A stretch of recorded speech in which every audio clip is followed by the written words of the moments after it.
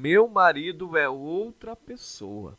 Pastor do céu, minha esposa não é nem de longe aquela mulher com quem eu me casei há tempos atrás. É incrível como eles mudam, né? É incrível como que parece que transmutou ali a personalidade da pessoa. Eles se tornam pessoas irreconhecíveis, né? Tanto de comportamento, a questão da aparência também muda demais, demais da conta. Uns mudam o estilo do cabelo, outros deixam barba crescer, ou tiram a barba, uns engordam, outros emagrecem e vive uma situação bem diferente de como eles se portavam antes, né? Quando estavam conosco. Uns mudam para melhor, né? Visivelmente falando, outros para muito pior. E a questão do comportamento é sempre a mudança para aquele comportamento dúbio, quando você acha que uma coisa, na verdade, é outra. Tem sempre uma segunda intenção por trás de tudo, de todas as falas, de todas as atitudes. Nunca é exatamente o que parece ser. Sempre tem um porém, sempre tem um mas, um entretanto. Sempre é diferente do que eles mostram para nós. Mas por que que isso acontece? Por que que o comportamento muda tanto? Por que é que há tanta disparidade com o que foi vivido por anos a fio, por décadas a fio, muitas vezes, né? E hoje, em pouco tempo, já é completamente diferente. O comportamento é diferente, né? A postura é diferente, a fala é uma fala diferente, uma fala carregada, né? E uma manifestação de ódio, de rancor, de estar mal com o mundo, né? De mal com o mundo, mal-humorado sempre, mal-humorada. Parece que nada nunca tá bom. Você já reparou o quanto isso é perceptível na expressão facial deles?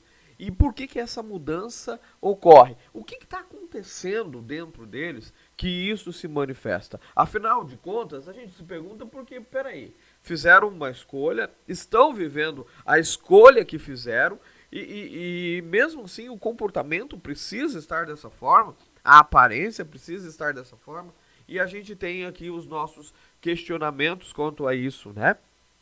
E aí, quando a gente se aprofunda um pouquinho mais, entendendo ali as razões de se ferir um matrimônio e as consequências de tal situação, a gente começa a entender como o comportamento muda.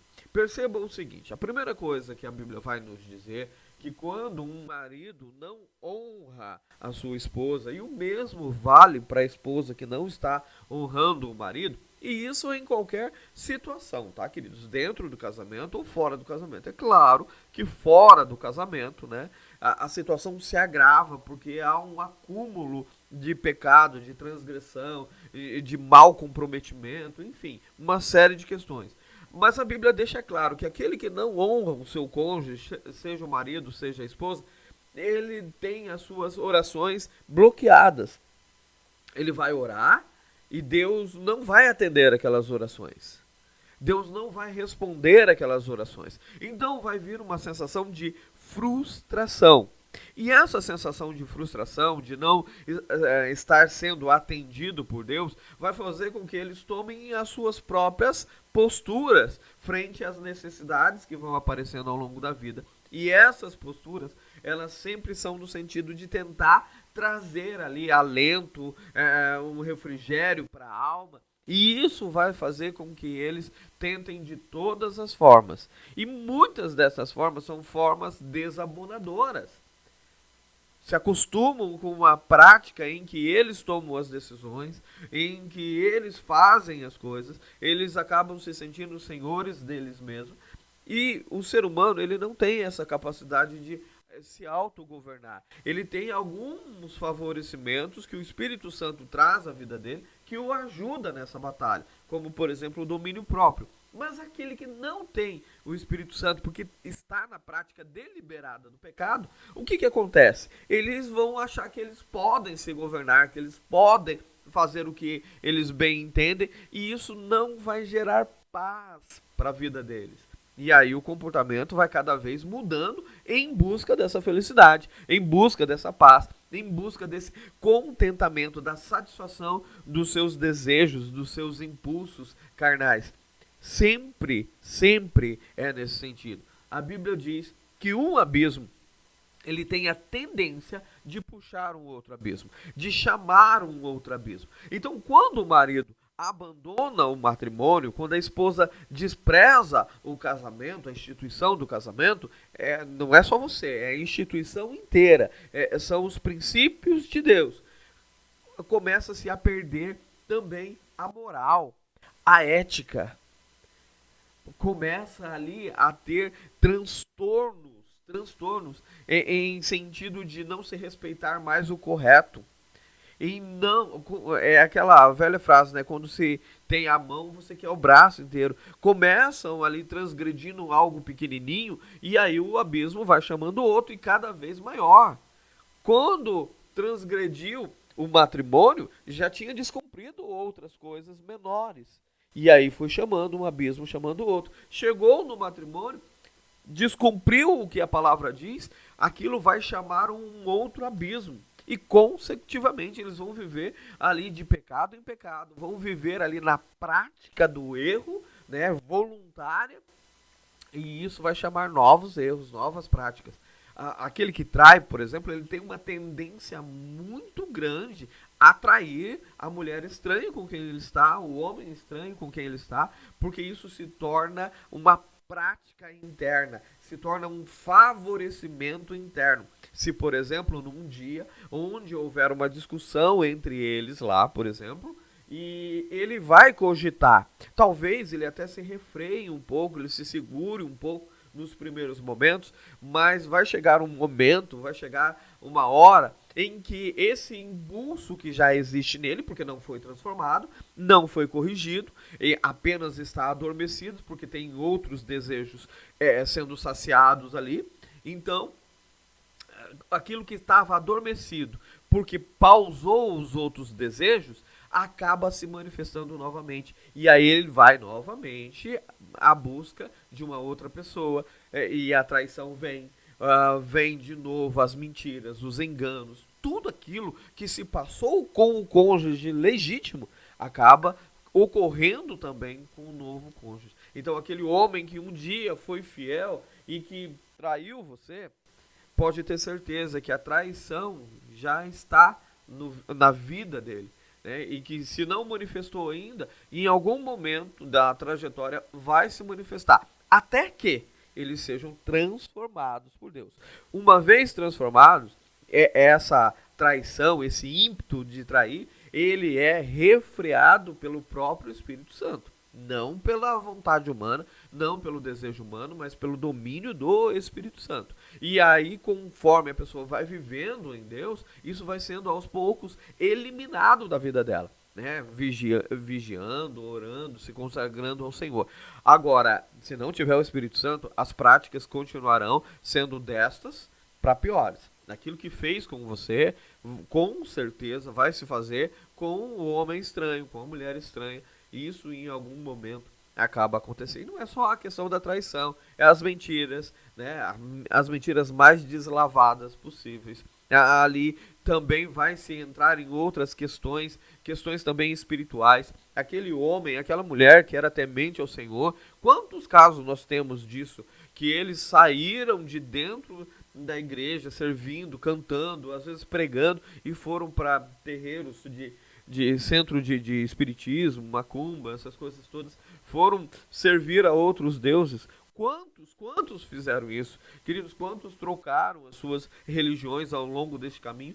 Justamente porque a Bíblia diz que um abismo começa a chamar outro abismo. Isso é inegável. Isso é inegável.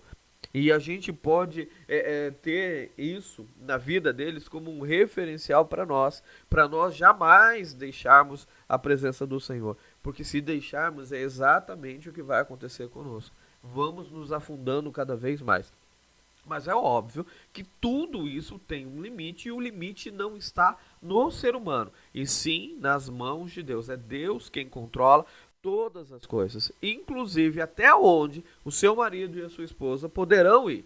E quando chegar este limite, havia uma passagem lá no texto de Êxodo, onde Deus diz: ei, espera, vão por outro caminho, porque aquele povo que está lá na terra de Canaã, a minha ira contra eles, o cálice da minha ira ainda não encheu. Espera encher. Querido, tem um limite. Deus impõe um limite. O seu marido está fazendo o que está fazendo e está se afundando cada vez mais, e está sendo nítido isso, aparentemente, visualmente, comportamentalmente, você já consegue denotar isso. Agora, tudo isso vai até um limite estabelecido por Deus. Quando chega a esse limite, só tem dois caminhos a seguir. Só tem duas coisas que acontecem. Ou é salvação, ou é destruição. Quando chegar ao limite da ira de Deus para coisas erradas que o teu marido e a tua esposa está fazendo, só tem dois caminhos a seguir. Não tem uma terceira opção, não tem caminhos alternativos, não tem. Ou é a salvação, e aí tem todo um processo de mudança, de transformação, arrependimento, correção das coisas erradas, ou então é destruição. E aí tem um afundar, se Deus não o levar, né? Se não houver ali a morte naquele momento, a pessoa vai se afundar de tal ponto que Deus não vai mais resgatá-la. Não vai mais. Perdição aqui em vida e também uma perdição na eternidade. Então, queridos, entenda, só tem dois caminhos. Ou a pessoa será salva, ou ela será exterminada, será destruída. Por isso que a tua intercessão, o teu clamor, a tua busca é muito importante para que Deus possa, e isso é uma regra estabelecida por ele, tá? Você não vai convencer Deus. Deus já estabeleceu isso. Ele diz: se alguém buscar, se alguém se colocar na brecha, eu não destruo. Mas se ninguém fizer isso, eu vou lá e vou destruir.